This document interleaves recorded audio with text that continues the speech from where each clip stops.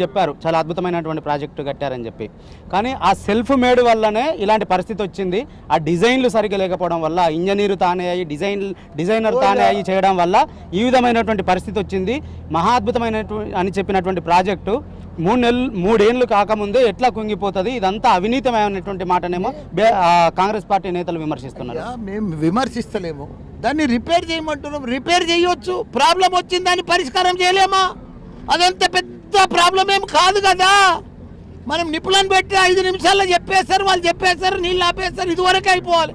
వాళ్ళు దాన్ని అడ్డం పెట్టుకొని మమ్మల్ని తిడుతురు, బదనాం చేస్తున్నారు. కానీ ఓడిపోయిన వాళ్ళని బదనాం చేస్తే నీకేమొస్తుంది? నువ్వు గెలిచినావు కదా, గెలిచే పని లెక్క చేయి, గెలిచిన పని చూపి దాన్ని రిపేర్ చేసి రైతులకు నీళ్ళు.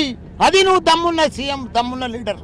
వాళ్ళు ఒక మాట చెప్తున్నారు, మీరేమో రిపేర్ చేయాలి అనేటువంటి డిమాండ్ మీరు చేస్తారు. రిపేర్ కాదా అంటే రిపేర్ కాదా అంటే పని అది రిపేర్ చేయాలంటే దానికి ఒక పద్ధతి ఉంటుంది. దానికి నేషనల్ డ్యామ్ సేఫ్టీ అథారిటీకి ఇచ్చినాము.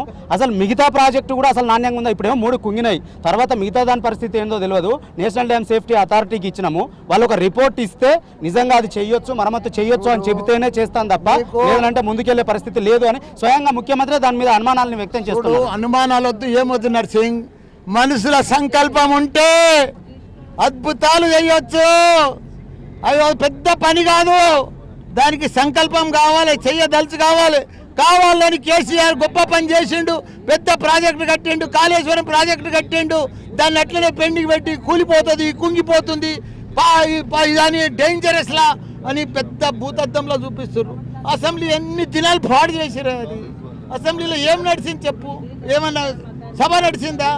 ఆయన ఇంగ్లీష్లో, తెలుగులో 3D సినిమా 2 భాషలలో 3 భాషలలో చెప్పిందే చెప్పిండు ఉత్తమ్ సారు.